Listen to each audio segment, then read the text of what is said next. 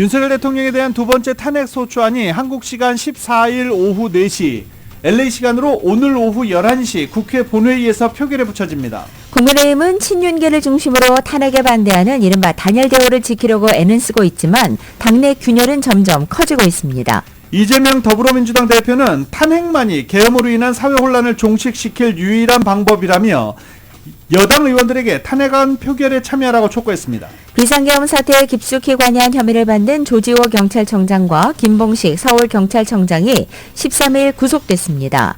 치안 책임자들이 동시에 구속된 것은 경찰 역사상 초유의 일입니다. 여인형 국군 방첩사령관이 비상계엄 당시 이재명 대표, 한동훈 대표, 우원식 국회의장 등 3명을 최우선으로 체포하라고 지시한 것으로 확인됐습니다. 한국의 정치 혼란이 장기화된다면 트럼프 2기 행정부의 출범과 맞물려 그 파급 효과가 커질 것이라는 경고가 나왔습니다. 현재 모든 면에서 부정적 영향이 우려되고 있습니다. LA 카운티 주민들 가운데 25% 주민들이 식료품 구매에 어려움을 겪고 있는 것으로 나타났습니다. 게빈 뉴섬 캘리포니아 주지사가 노예제 후손들에 대한 배상 법안을 보류하겠다고 밝히자 지지하던 단체들이 크게 반발하고 있습니다. 말리부에서 발생한 프랭클린 산불이 4,037에이커를 태운 가운데 30% 진화율을 보이고 있습니다. 주민 대피령도 모두 해제됐습니다.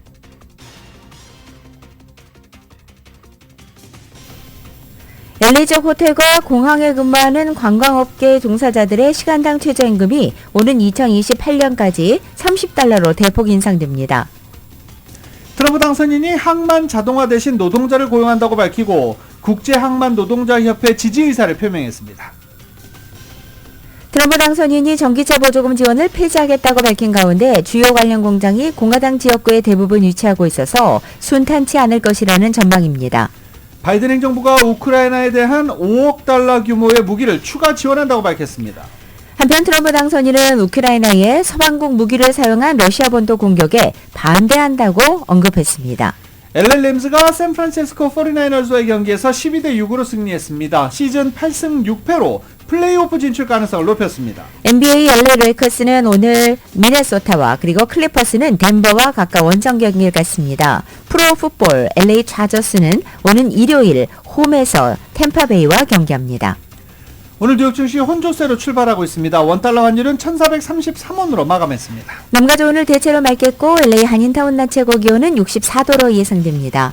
이 시간 주요 뉴스는 하늘 위 호텔, 세계 최대 항공기 아시아나항공 A380에서 차별화된 서비스를 만나보세요. 고국까지 편안하고 안전하게 모시는 아시아나항공 제공입니다.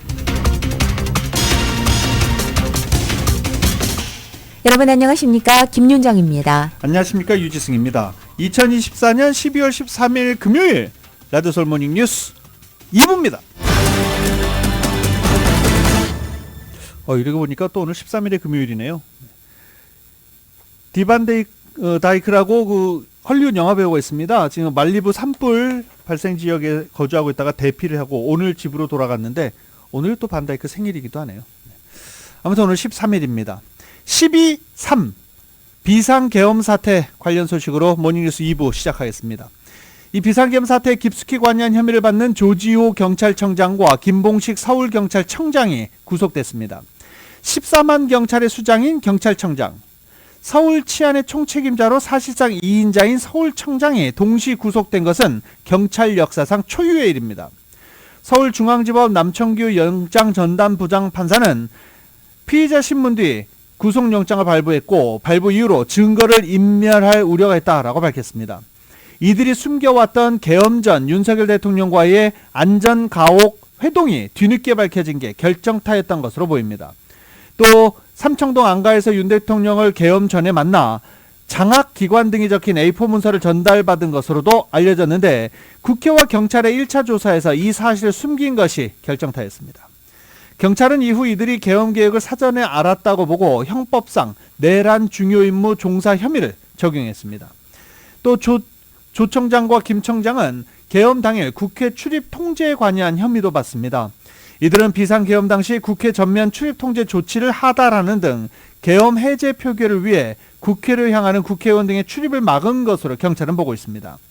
경찰이 이들 신병을 확보하면서 내란의 우두머리로 지목된 윤석열 대통령을 겨냥한 수사망도 한층 좁혀질 것이란 전망입니다. 윤 대통령은 비상계엄 선포 후 조청장에게 6번 전화를 걸어 국회의원을 다 잡아들여 계엄법 위반이니까 체포해 라고 말했다는 게 조청장의 진술입니다. 조청장은 자신에 대한 탄핵소추안이 국회를 통과하면서 탄핵심판과 형사재판을 동시에 대응해야 하는 처지에 놓였습니다. 장기간 지휘부 공백에 휩싸인 경찰 조직의 혼란도 이어질 것으로 예상되고 있습니다. 12.3 비상계엄 사태를 수사하는 검찰이 계엄 당시 산하병력을 국회에 투입한 이진우 수도방위사령관을 13일에 체포했습니다. 김용현 전 국방부 장관과 여인형 국군방첩사령관에 이어서 비상계엄 사태의 핵심 주도자들에게 잇따라 신병 확보에 나선 것입니다. 검찰은 이진욱 사령관이 정당한 사유 없이 조사에 응하지 않자 증거인멸, 도주 우려가 있다고 보고 군사법원으로부터 체포영장을 발부받은 것으로 알려졌습니다. 이 사령관에게 내린 직권남용 권리행사 방해 혐의가 적용된 것으로 전해졌습니다. 이 사령관은 여사령관과 곽중근 육군 특수전 사령관과 함께 비상계엄 당시 군장병을 지휘한 핵심 3인방으로 꼽히는 인물입니다. 국회에선 비상계엄 사태 관련 긴급 현안 질의가 이어졌습니다. 윤 대통령이 비상계엄 선포 당일 기재부와 외교부 장관에게 향후 지시사항이 담긴 문건을 건넨 사실도 새롭게 확인됐습니다. 또 2차 계엄을 언급했다는 의혹도 제기됐습니다. 이 소식 묶어서 KBS가 보도합니다.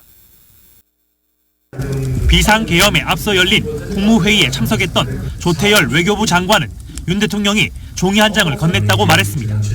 계엄 선포 뒤 외교부 장관이 취해야 할 조치사항이 담겨 있었다고 기억했습니다. 제가 워낙 충격적이어서 재공안이란 단어만 기억나고 뭐 아주 상세한 게 아니라 서너 줄 그냥 줄글처럼 돼 있어서 제가 기억을 못합니다. 최상무 경제부총리도 계엄 선포 직후 윤 대통령으로부터 참고하라며 지시사항이 적힌 쪽지를 전달받았다고 말했습니다.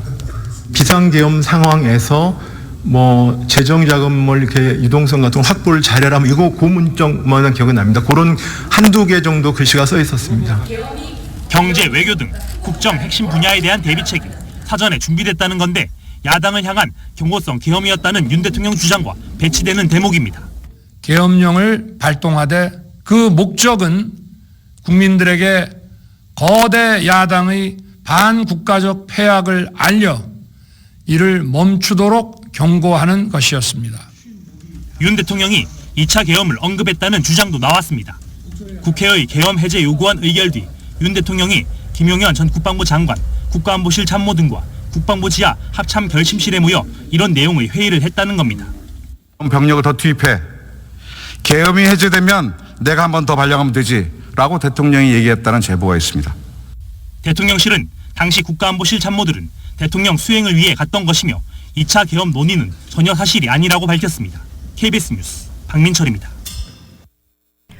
여인형 국군방첩사령관이 12.3 계엄 당시 더불어민주당 이재명 대표와 국민의힘 한동훈 대표, 우원식 국회의장 등 3명을 최우선으로 체포하라고 지시했다고 검찰이 파악한 것으로 확인됐습니다. 13일 법조계에 따르면 검찰 비상계엄 특별수사본부는 이날 내란 중요 임무종사와 또 직권남용 권리행사 방해 혐의로 여사령관의 구속영장을 청구하며 이 같은 내용을 영장 범죄 사실에 구체적으로 담은 것입니다. 여사령관은 비상계엄이 선포된 지난 3일 밤 김대우 방첩사 수사단장에게 주요 인사 14명을 신속히 체포해 수도방위사령부 시설로 이송하라고 지시했다고 검찰은 적었습니다. 다른 간부에게는 수방사가 관리하는 지휘통제시설인 B1 벙커에 가서 구금할 수 있는 시설이 있는지 확인하라고도 지시했습니다.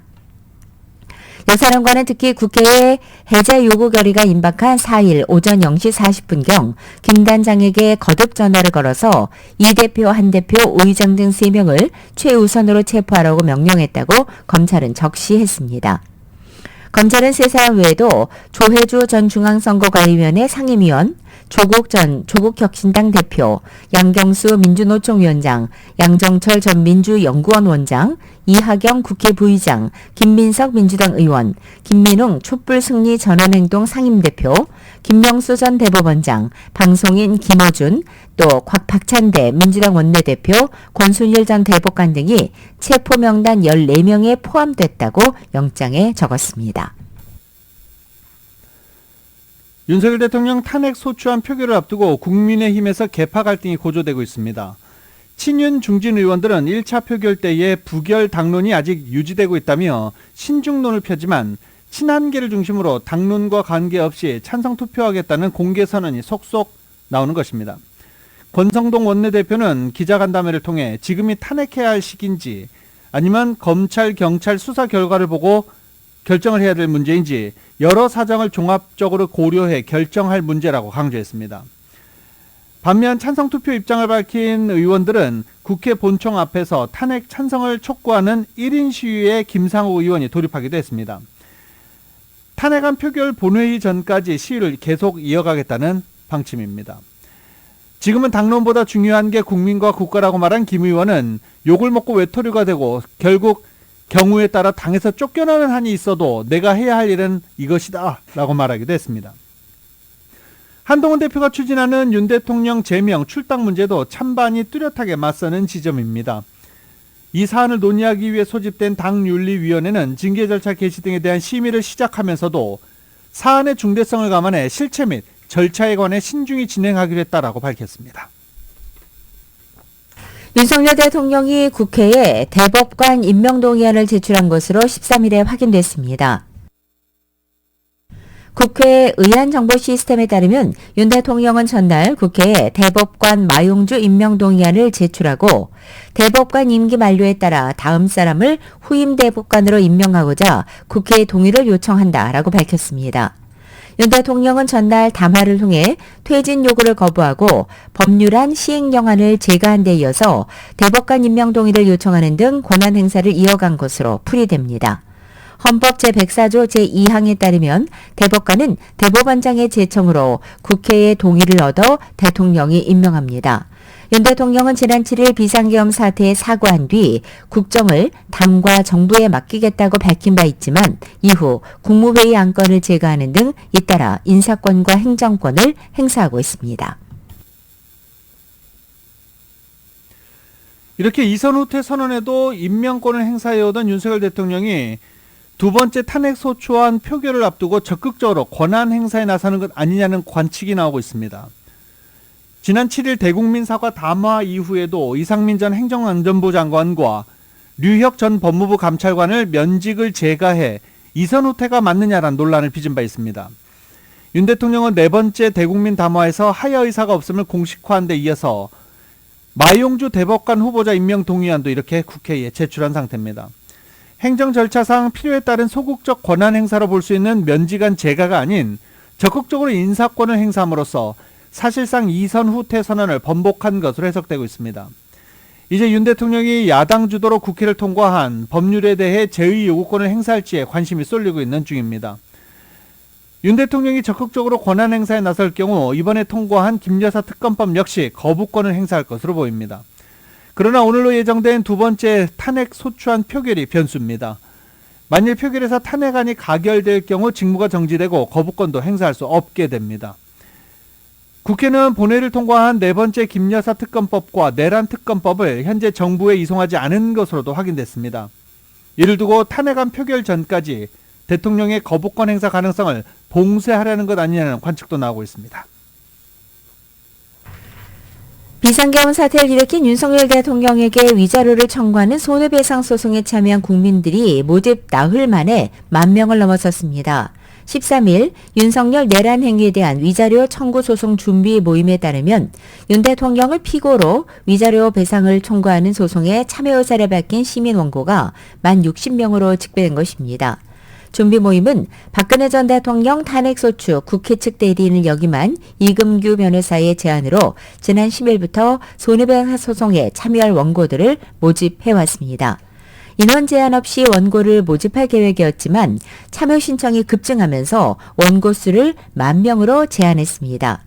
위자료 청구액 10만 원의 원고 105명이 참여한 1차 소송은 이미 제기했고 나머지 원고들이 참여하는 2차 소송은 위자료 청구액 1만 원으로 줄여서 조만간 제기할 예정입니다. 한편 소송 착수금과 변호사, 선임료는 무료이며 승소금은 전액 공익단체에 기부할 예정입니다. 지금 여의도 국회의사당 앞에서는 일주일 넘게 시위가 이어지고 있습니다. 윤석열 대통령 퇴진을 요구하는 집회가 일주일 넘게 이어지고 있습니다. 집회 풍경 예전과 많이 다르죠.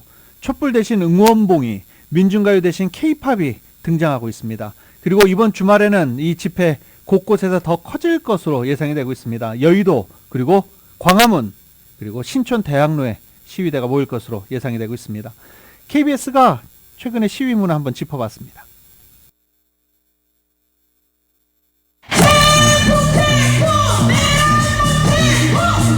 형형색색의 응원봉이 물결처럼 넘실댑니다.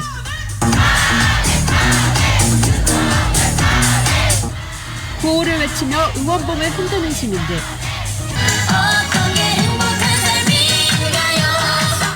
각자의 생각을 담은 손빛객도 등장했습니다. 분위기는 집회 현장이라기보단 콘서트장에 가깝습니다. 소중한 사람을 다 생각하는 마음으로 응원봉을 가지고 있는 거잖아요. 그래서 저도 그런 마음에서 응원봉을 들고 나왔습니다. 젊은이들이 더 정치에 관심을 갖게 되는 계기가 될지도 않을까 싶어서 저는 좋게 생각하고 있어요. 전국 집에 누워있기 연합, 야생두더지 연구협회, 시민들이 제작한 개성 있는 깃발도 곳곳에 나부낍니다. 저번 주에 시위 왔다가 깃발이 되게 많은 거예요. 그래가지고 나도 저거 하고 싶다. 그래서 SNS로 찾아보고 제작까지 했습니다. 시민들의 관심이 커지면서 깃발 제작 업체에는 주문이 폭주하고 있습니다. 촛불만이 집회 현장을 밝히던 8년 전 광화문 광장의 모습과는 완전히 달라진 모습입니다.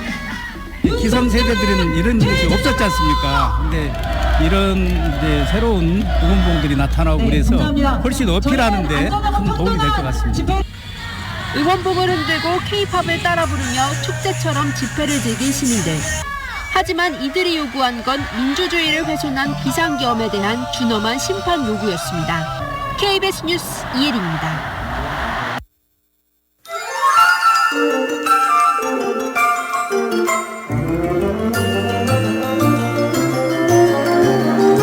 It's beginning to look a lot like 12월 13일 금요일 남가주의 날씨입니다. 주말을 하루 앞둔 오늘 남가주는 쾌청하겠고 낮 기온도 어제보다 3, 4도가량 오르겠습니다. once again with candy canes and silver lanes aglow. 토요일이 내일은 구름 낀 흐린 날씨를 보이고 다음 날인 일요일에는 다시 구름 거친 맑은 하늘 볼 수 있겠습니다. 이번 주말 동안의 낮 기온은 오늘과 비슷하게 유지됩니다. 그리고 다음 주 중에는 평균 기온을 웃돌아 포근한 낮 기온이 계속될 것으로 전망됩니다. LA 한인타운의 오늘 낮 최고 기온 64도, 밤 최저 기온은 47도, 오렌지 카운티 지역은 68도, 47도, 벨리와 일란드 엠파이어 지역은 67도, 44도, 해안 지역은 62도, 48도로 예상됩니다. 한국도 오늘 대체로 맑은 날씨에 서울의 오늘 아침 최저 기온이 24도, 낮 최고 기온은 37도로 예상됩니다. 자, 말리부 잠시 가보겠습니다. 말리부 산불. 지금 프랭클린 파이어가 약 4,000에이커를 태우고 진화율 30%에 달한다고 소방국이 밝힌 상태입니다. 이 어젯밤 현재 기준입니다. 산불주의보가 모두 해제되면서 소방관들의 진화 작업이 가속화됐고 주민 귀환, 집으로 강제 대피령을 받아 대피했던 주민들의 귀환도 허용이 됐습니다. 이 지역 인근 주택 거주자들에게는 어제부터 귀가가 허용됐고 많은 사람들이 집에 들어가서 청소하고 있다, 청소 시작했다, 이런 글들을 SNS에 계속 올리는데 이 지역에 사는 사람들의 SNS가 이렇게 화제가 되는 이유 있지요. 대부분 헐리우드 영화 배우들이 많기 때문입니다. 아까 뉴스 초반에도 말씀드렸죠. 네. 반다이크, 올해 90이 넘은 반다이크 헐리우드 노장 배우 오늘 생일입니다. 네. 네. 잘 대피했고 잃어버렸던 고양이도 잘 찾았고 집으로 잘 복귀했다라고 SNS에 올리기도 했습니다. 강제 대피령은 해제됐고 대피 경보는 여전히 유효합니다. 산불로 영향을 받은 지역의 도로 폐쇄도 계속 이어집니다. 이 지역 우회하셨던 분들은 여전히 이 도로 폐쇄가 유효하고 있다는 점 참고하시기 바랍니다. 산불 재해 위험으로 캘리포니아주에서 신규 보험 판매를 중단했던 스테이트팜이 약 1년 만에 이 보험 판매 재개를 선언했습니다. 최대 보험사 스테이트팜의 귀환을 선언하면서 올스테이트 같은 다른 보험사들도 캘리포니아 재입성을 선언할지 주목되고 있습니다. 12일 뉴스 플랫폼인 뉴스브레이크는 스테이트팜이 회사의 보험 약관을 개정해서 지난해 5월 이후 중단했던 콘도와 세입자 관련 보험을 재개할 예정이라고 보도한 것입니다.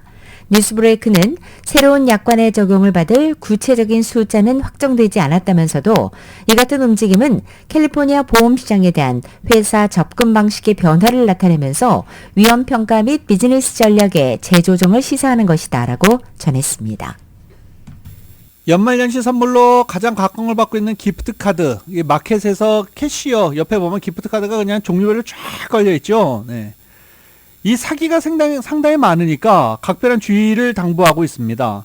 기프트카드를 조작해 소비자가 이걸 사서 결제를 하면 바로 이 사기범들이 금액을 싹 다 빼가는 그런 사기가 급증하고 있는 건데, 일단 경찰국은 사기 피해를 위해서 기프트카드를 구매할 때 포장재에 긁힘, 찢김 또는 뜯어진 자국이 있는지 확인하고 포장 종이 안에 실제로 기프트카드가 있는지 반드시 점검하라 라고 하고 있습니다. 참 정말 기프트카드 하나 사기도 어려운 세상이다. 이 기프트카드를요, 마켓이나 이런 데 쭉 널려 있는 데서 사지 마시고 비자카드, 마스터카드, 은행에서 구입하실 수도 있고요. 그리고 해당 매장에서 직접 기프트카드를 구매할 수가 있습니다. 그 방법을 이용하는 게 가장 안전합니다. 연말을 맞아 쇼핑몰과 아파트 같은 주차장에서 각종 범죄와 사건이 빈발하고 있어 경찰과 남가주 자동차협회인 트리플A 등이 주차장 범죄에 주의하라고 경고하고 나섰습니다. LAPD에 따르면 주차장은 거리, 단독주택지, 아파트, 다세대 주택지에 이어서 네 번째로 많은 범죄 발생 장소입니다. 올해 1월 1일부터 11월 30일까지 약 8,000건의 범죄가 주차장에서 발생했는데 차량 물품 절도와 차량 절도가 가장 빈번했고 샵리프팅, 일반 절도, 반달리즘도 많았습니다. 또 교통사고로는 일반 도로 다음으로 사고가 많은 곳이 바로 이 주차장이었습니다. 트리플A는 이에 따라서 연말 시즌 많은 쇼핑객과 차량들이 몰려서 복잡하고 또 일광시간 절약제 예제로 앞당겨진 일몰 시간 등 때문에 연말에는 주차장이 더욱 위험한 곳이 될 수 있다며 주의를 당부했습니다. 트리플A는 주차장에는 교통사고와 범죄 위험이 모두 존재하고 있다며 주의를 기울이며 모든 위험 요소를 인지해달라고 밝혔습니다. LA 지역 호텔과 공항에 근무하는 관광업계 종사자들의 시간당 최저임금이 오는 2028년까지 $30로 대폭 인상됩니다. 시간당 최저임금이 $30로 인상된다. 이 감이 딱 안 오시죠? 연봉 $50,000 수준의 근로자가 되는 겁니다. LA시의회는 호텔과 LA 국제공항에 근무하는 직원들의 최저임금을 하계 올림픽이 열리는 2028년까지 단계적으로 올리는 올림픽 임금 인상안을 표결에 붙여 통과시켰습니다. 인상안이 통과됨에 따라 호텔 종업원과 공항 직원들의 시간당 임금은 매년 $2.50씩 인상돼 올림픽이 열리는 2028년 7월에는 시간당 $30가 되는 것입니다. 그동안 호텔 및 식당 종업원들을 그리고 공항 노조들이 적극적인 인상 캠페인을 펼쳐왔었습니다. 고용주 측은 최저임금 인상이 분야별 급여 차이가 발생하고 결과적으로 관련 업계 모든 직원들에 대한 급격한 임금 인상 결과를 초래할 수 있다라고 우려하고 있는 중입니다. 대한항공이 4년여 만에 아시아나항공을 인수했습니다. 헐리우드 차병원이 최고의 산모 진료와 분만병원에 이름을 올렸습니다. 이은 기자가 전해드립니다. 대한항공이 아시아나항공 인수를 결의한 지 4년여 만에 아시아나항공을 인수했습니다. 대한항공은 12일 아시아나항공의 지분 63.88%에 달하는 아시아나항공 신주 1억 3,157만 8,947주를 취득해 아시아나항공은 대한항공의 자회사로 편입되었습니다. 대한항공은 앞서 지난 11일 아시아나항공에 8천억 원의 잔금을 지급하며 아시아나항공과의 신주 인수 거래를 종결했습니다. 이로써 대한항공은 총 1조 5천억 원의 제3자 배정 유상 증자 대금 납입을 완료했습니다. 아시아나항공은 내년 1월 16일 임시 주주총회를 개최해 신임 이사진을 선임합니다. 이를 통해 아시아나항공의 새로운 비상을 위한 밑바탕을 공고히 한다는 계획입니다. 대한항공은 앞으로 약 2년여간의 준비기간을 거쳐 아시아나항공과 합병할 계획입니다. 합병 과정에서도 정부기관, 산업은행과 긴밀히 협의하여 진행할 예정입니다. 합병 이후 대한항공은 명실공히 글로벌 네트워크 항공사로 도약해 다른 글로벌 초대형 항공사들과 경쟁할 수 있는 기반을 마련하게 됩니다. 대한항공은 아시아나항공 통합 후 시너지를 극대화하기 위한 전략도 수립하고 있습니다. 중복 노선의 시간대를 다양화하고 신규 노선에 취항함으로써 고객 서비스 선택의 폭을 넓힐 계획입니다. 안전 운항을 위한 투자도 늘려나갈 예정입니다. 대한항공은 통합 항공사의 출범으로 국가 항공산업 경쟁력 보존, 인천항공의 허브 기능 강화, 글로벌 네트워크 확대 등 통합 본연의 목적을 달성할 수 있을 것으로 기대하고 있습니다.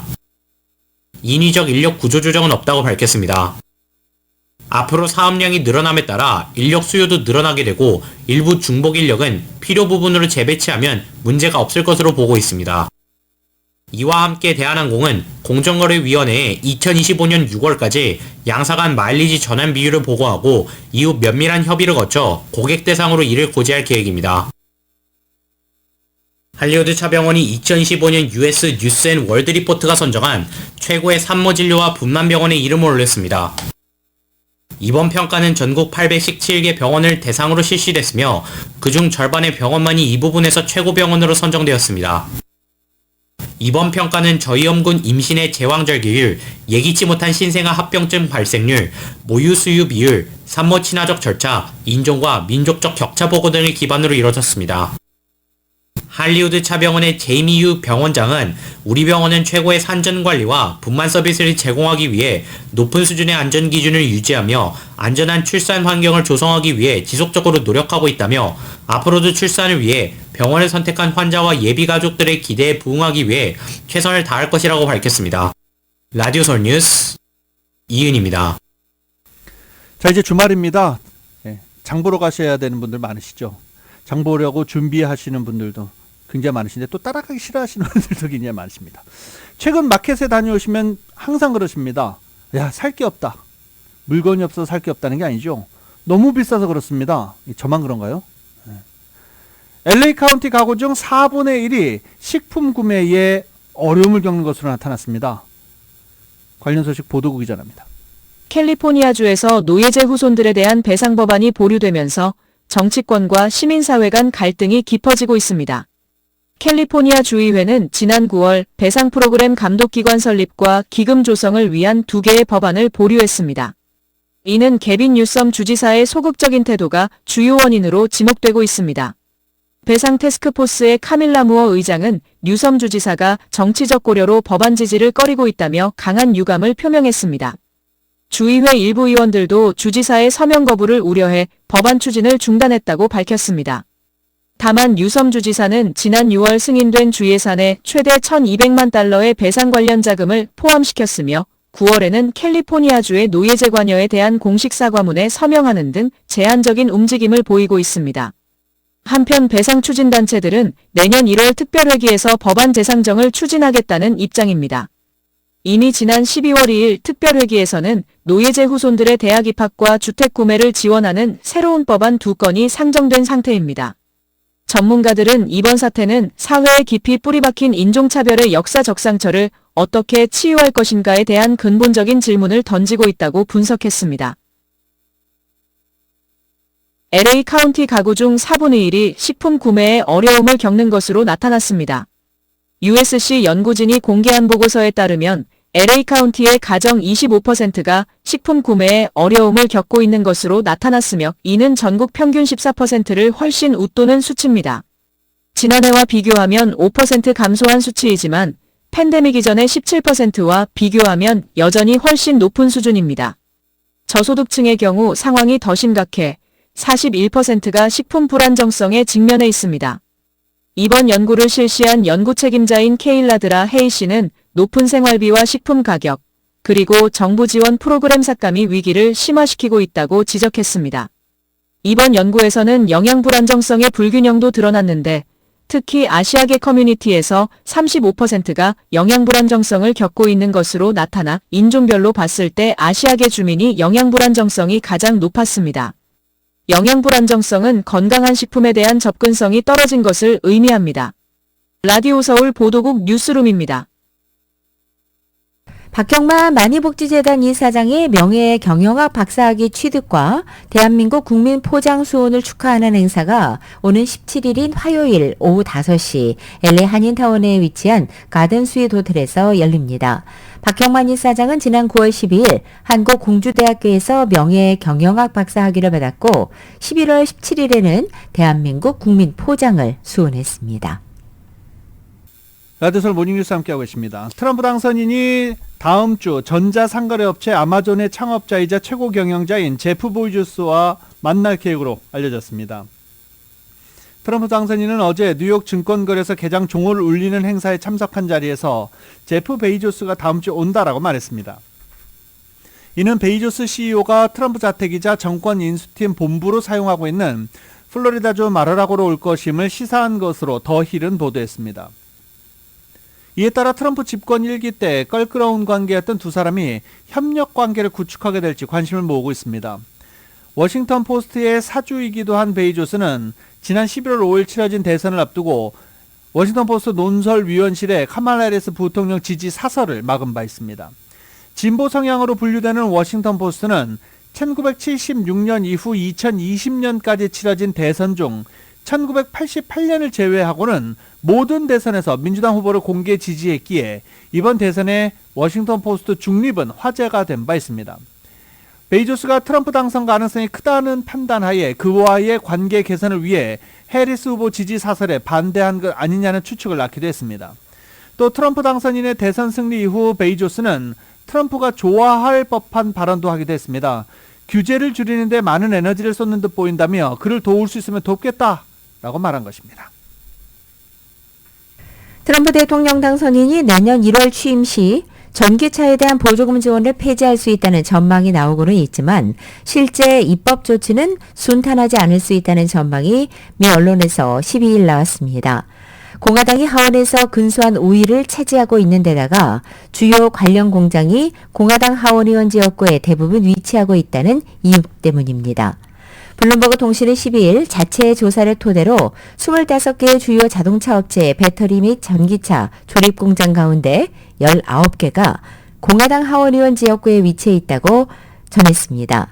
나머지는 민주당 하원의원 지역구에 있지만 대부분은 트럼프 당선인이 승리한 주에 위치해 있다고도 밝혔습니다.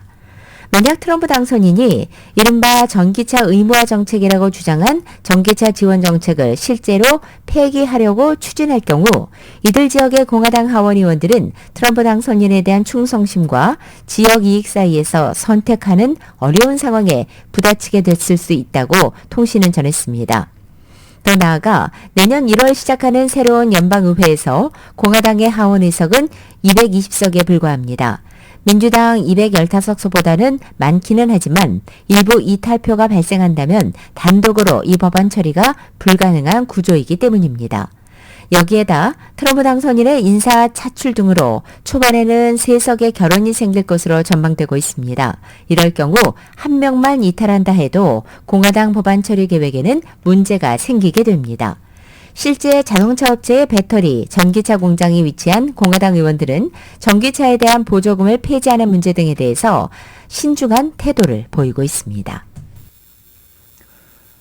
트럼프 당선인이 항만 자동화에 반대하는 국제항만 노동자협회와 만남을 갖고 이들에 대한 지지 의사를 표명했습니다.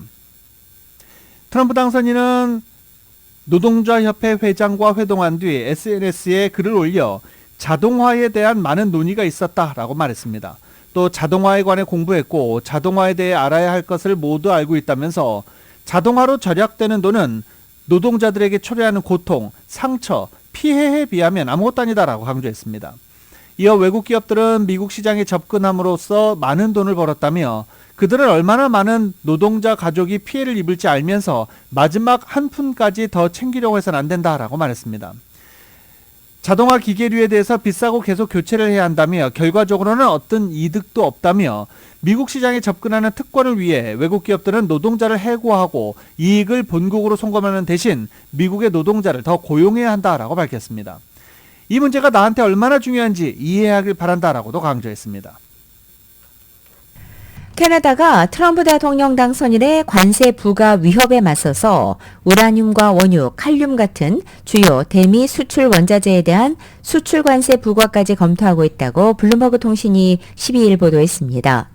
주스팅 트루도 행정부 사정의 밝은 관리들은 트럼프 당선인이 전면적 무역 전쟁을 선택하면 원자재 수출 관세 부과로 미국 소비자와 농부 그리고 기업이 치러야 할 비용을 증가시키는 방식으로 맞대응할 수 있다고 밝혔다는 것입니다.